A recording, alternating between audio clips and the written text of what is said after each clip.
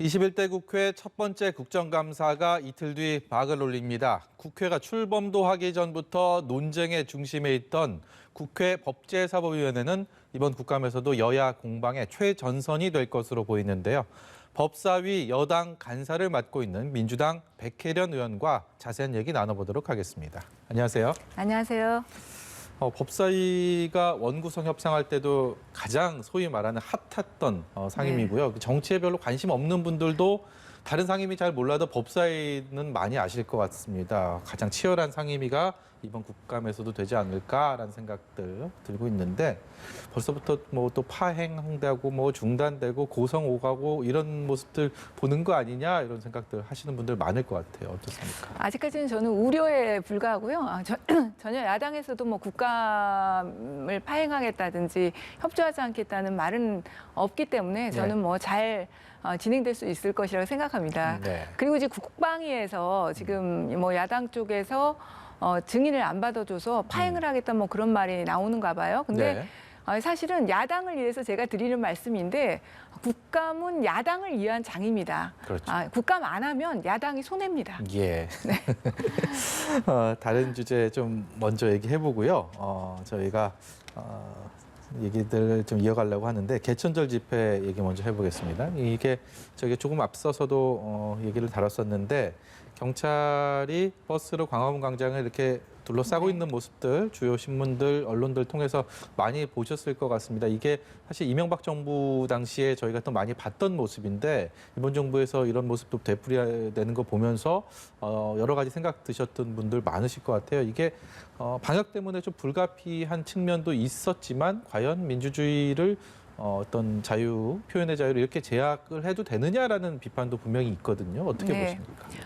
먼저 이제 이 코로나 사태가 사상 최의 초유의 국면이라는 것이 중요하다고 생각합니다. 네. 지금 이런 사태는 저희가 단 한 번도 유사 이래, 역사 이래 겪은 적이 없는 사태 아닙니까?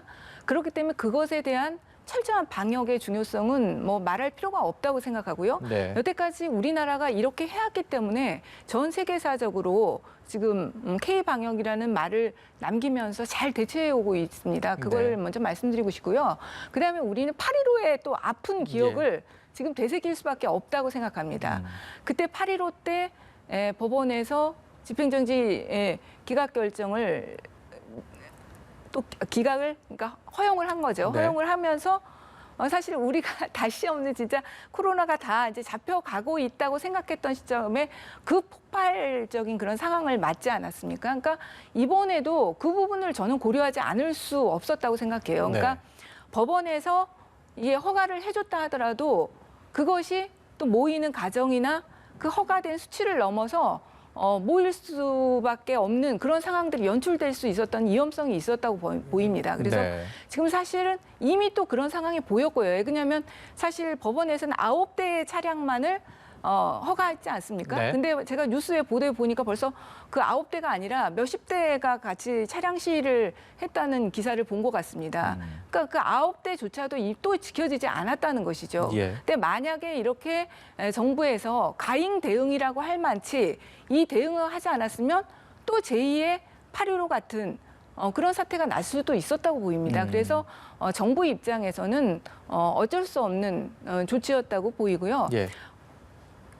법원도 그래서 그런 것들을 고려해서 완전히 막지는 않았고 어쨌든 표현의 자유와 언론의 자유라는 측면에서 그 차량 시위하는 것은 일정 그 제한을 둬서 허가를 해준 것이잖아요. 그러니까 그것만 지켰다면 저는 문제는 없었을 거라고 생각합니다.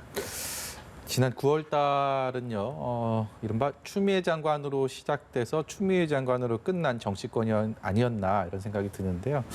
검찰에서는 추 장관 아들 병역 특혜 의혹에 대해서 이른바 불기소 처분, 무혐의로 종결을 했습니다. 여기에 대해서 야당은 국민의힘을 중심으로 특검, 검찰 수사 못 믿겠다. 특검으로 다시 수사하자라고 주장을 하고 있습니다. 이 목소리를 계속 높인다면 여당에서는 좀 상의해볼 여지라도 있다고 생각하십니까? 아니면 이거는 뭐 끝난 게임이다, 뭐 단호하게 그런 입장이라고 생각하십니까? 처음부터 이 추미애 장관 관련한 부분은요, 정치 공세적인 성격이 굉장히 짙었습니다. 그래서 지금 여당 입장에서는 뭐 먼저 그 결론부터 말씀드린다면은 특검을 받을 수가 없고 받을 수 있는 사안도 아니다. 예. 네, 이렇게 말씀드릴 것 같아요. 그러니까 그동안 언론들과 또 야당에서 너무나도 그 잘못된 소위 가짜 뉴스라고 볼 수 있는 여러 가지 내용들이 예. 많았습니다. 저는 그래서 국민들께서 사실은 지금도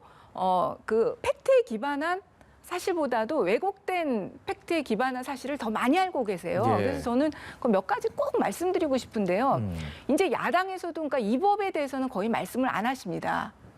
사실은 공정성의 문제, 거짓말 프레임 이런 것들로 말씀하시는데 네. 본인들도 지금 이것이 위법하지는 않다고 인정을 하시는 거예요. 네. 그러니까 말씀을 안 하시는데 지금 보면 우리 국민들도 그동안 막 수많은 그 뉴스 보도에서 나왔는데 제일 처음에 이 나올 때 이 추미애 장관이 아들이 굉장한 그 휴가 같은 거에서 특혜를 본 것이 아니냐. 휴가 일수 다른 사병들은 정말 적은 휴가 일수를 받는데 예. 많은 휴가 일수를 받은 거 아니야 이랬는데 결국 나온 사실이 뭐냐면 우리나라의 평균 사병들의 휴가 일수가 54일입니다. 네. 근데 추 장관 아들은 39일이었어요. 그리고 그다음에 유선으로 과연 이렇게 휴가를 받을 수 있느냐. 그거에 대해서 굉장히 문제 제기를 많이 했거든요. 근데 보니까 제가 그건 수치를 말씀드리면 예. 2017년에 238건, 2018년에 522건, 2019년에 749건, 2000에 1628건. 해가 갈수록 엄청나게 지금 유선으로 휴가를 받는 건수가 늘어나고 있습니다. 예. 그리고 이것이 일반적인 보편적인 현상이라는 것이죠. 그러니까 추 장관 아들 같은 경우도 특혜라고 볼 수는 없었다는 것이고요.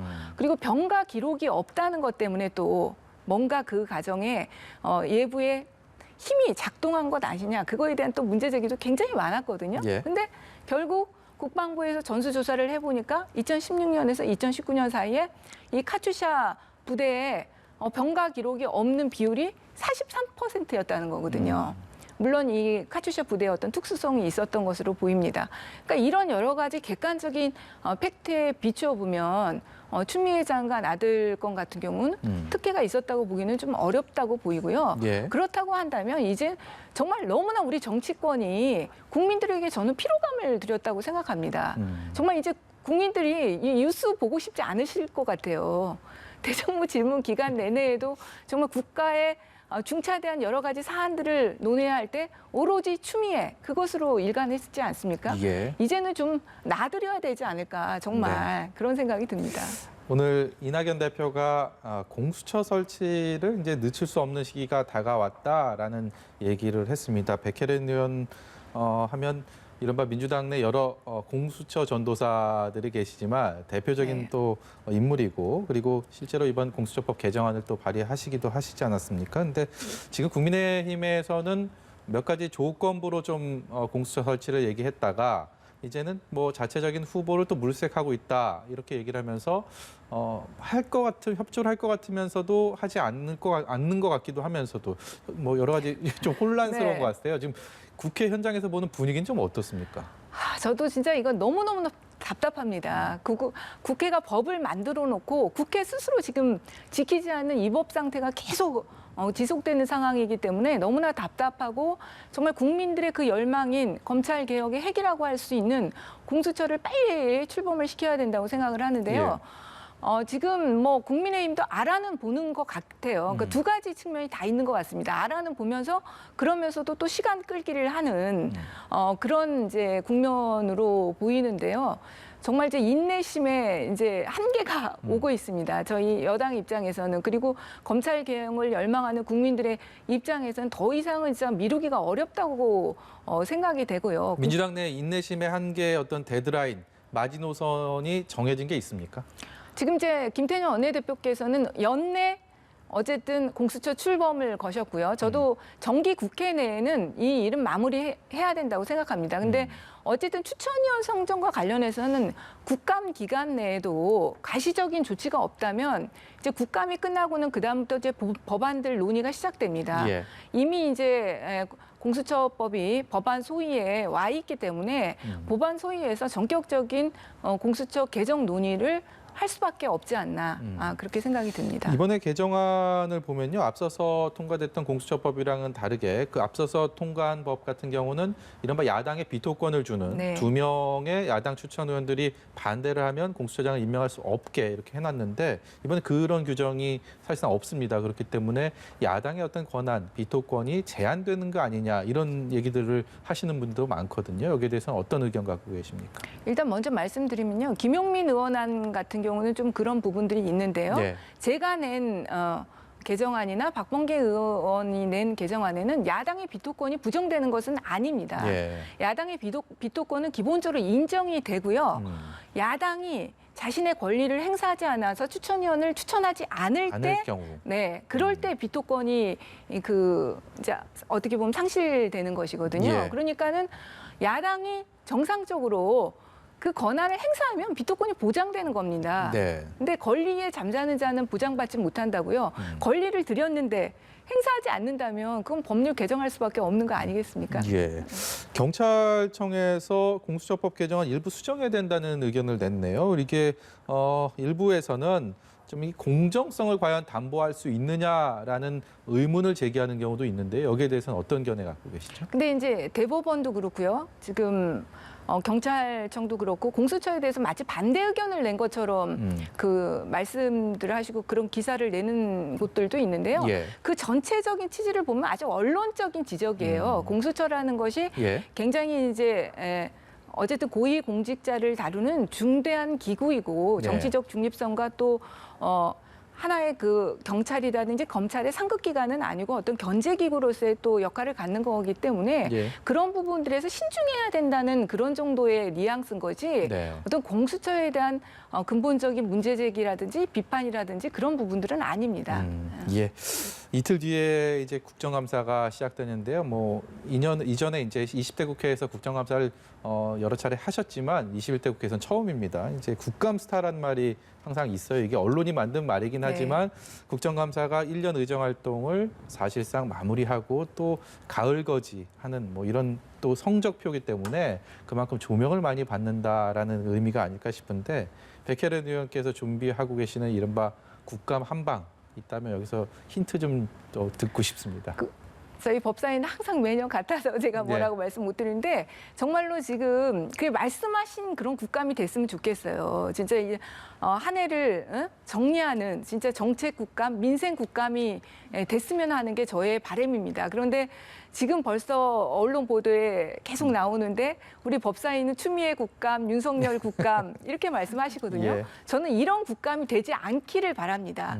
정말 한 해를 정리하고 지금 법원, 검찰 얼마나 그 산적한 여러 가지 현안들이 있습니까?